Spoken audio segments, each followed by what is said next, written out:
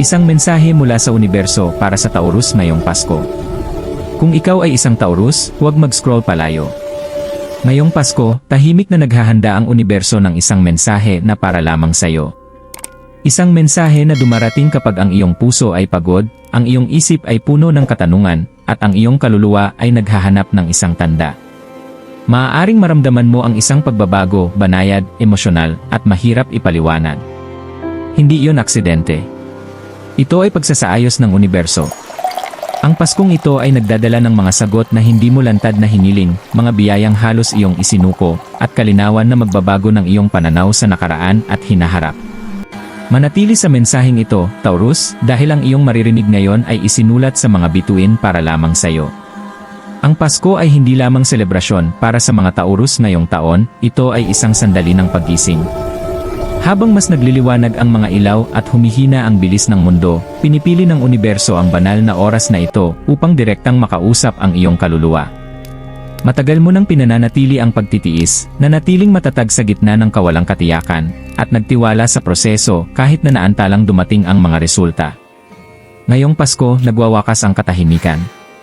Nagbabago ang enerhiya pabor sa iyo, nagdadala ng emosyonal na kalinawan, panloob na kapayapaan, at mahinahong katiyakan na ikaw ay eksaktong nasa lugar kung saan ka dapat naroroon.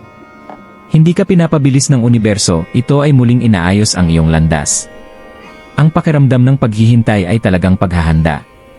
Ang pakiramdam ng pagkawala ay proteksyon. Habang pinapakinggan mo ang mensaheng ito, pahintulutan ang iyong sarili na huminga, pakawalan ang pag-aalinlangan, at buksan ang iyong puso. Taurus, ang Paskong ito ay hindi random, ito ay makabuluhan, personal, at itinakda ng Diyos sa tamang panahon.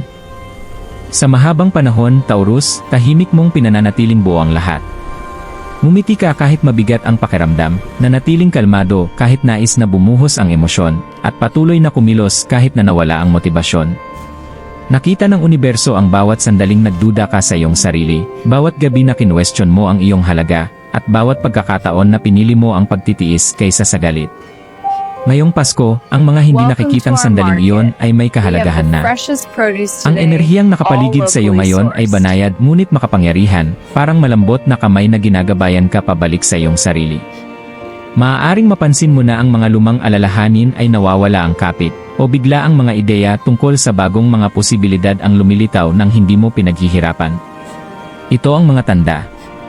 Pinapaalala ng universo sa iyo na hindi ka kailanman nakalimutan, tanging protektado ka lamang.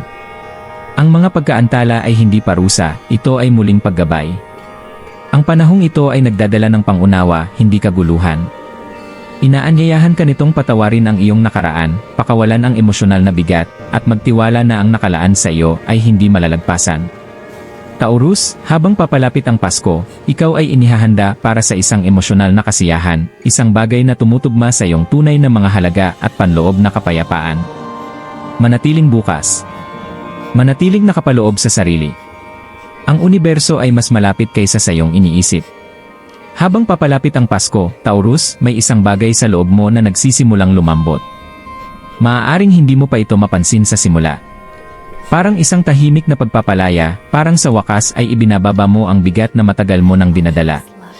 Hiniling ng universo na huminahon ka at makinig, dahil ang mensaheng ito ay hindi malakas. Hindi ito dumarating na may drama o pagmamadali. Dumarating ito na may kalmadong katiyakan.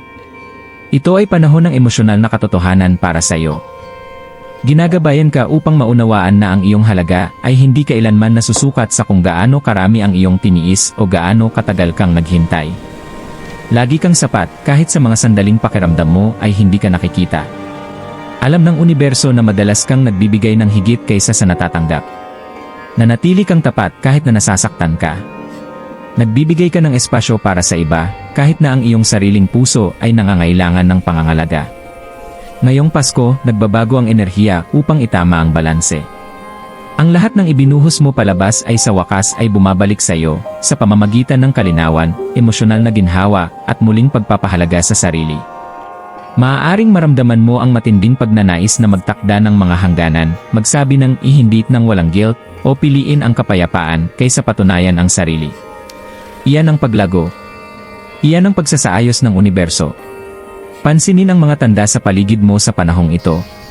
Paulit-ulit na mga iniisip, bigla ang alaala, hindi inaasahang mga pag-uusap, o pakiramdam ng katahimikan pagkatapos ng mahabang emosyonal na ingay, walang isa man dito ang aksidente. Nakikipag-usap sa iyo ang universo sa mga banayad na paraan, at ngayong Pasko, pinapaalalahanan ka nitong muling magtiwala sa iyong intuisyon. Hindi mo kailangang pilitin ang mga sagot. Ang nakalaan sa iyo ay darating ng natural, ng walang paglaban. Mayroong paggaling na nagaganap sa loob ng iyong puso. Ang mga lumang pagkadismaya, lalo na ang may kinalaman sa pag-ibig, tiwala, o hindi natupad na mga inaasahan, ay unti-unting nawawalan ng kapangyarihan sa iyo. Hindi ka hinihilingang kalimutan ang nakaraan, hinihiling sa iyo na itigil ang pagpapahintulot na ito ay tukuyin ang iyong hinaharap. Ang Paskong ito ay nagmamarka ng isang punto kung saan ang emosyonal na karunungan ay pumapalit sa emosyonal na sakit. Nagsisimula mong maunawaan kung bakit nanatiling sarado ang ilang pintuan at bakit kailangan maglaho ang ilang koneksyon. Hindi ito kailanman pagtanggi. Ito ay paggabay patungo sa mas malusog, mas nakahanay at mas matatag. Sa pinansyal at emosyonal na aspeto, Taurus, nagiging pangunahing tema ang katatagan sa hinaharap. Hinihikayat ka ng universo na pahalagahan ang kasiguraduhan kaysa kaguluhan, kapayapaan kaysa presyon. Maaaring maakit ka sa mas simpleng kaligayahan, mga tahimik na sandali, makabuluhang pag-uusap, o oras na muling pagkakakonekta sa iyong sarili. Ang mga sandaling ito ay nagpapalakas sa iyong espiritu at naghahanda sa iyo para sa susunod na yugto. Dahil ang susunod na darating ay hindi minamadali, ito ay pamatagalan. Habang nagtatapos ang taon, nais ng universo na malaman mo ito, pumapasok ka sa isang yugto kung saan hindi mo na hinahabol ang nakakapagod sa iyo. Inaakit mo ang sumusuporta sa iyo. Hindi mo na hinihiling ang pangunawa. Ipinapahayag mo ang iyong katotohanan ng kalmado at may kumpiyansa. Ang Paskong ito ay hindi tungkol sa panlabas na gantimpala, ito ay tungkol sa panloob na pagkakahanay. At kapag ikaw ay nakahanay na, susunod ang lahat ng iba pa. Kaya huminga ng malalim, Taurus. Bitawan ang pressure na ayusin ang lahat. Magtiwala na ang universo ay kumikilos sa likod ng mga eksena para sa iyong kabutihan.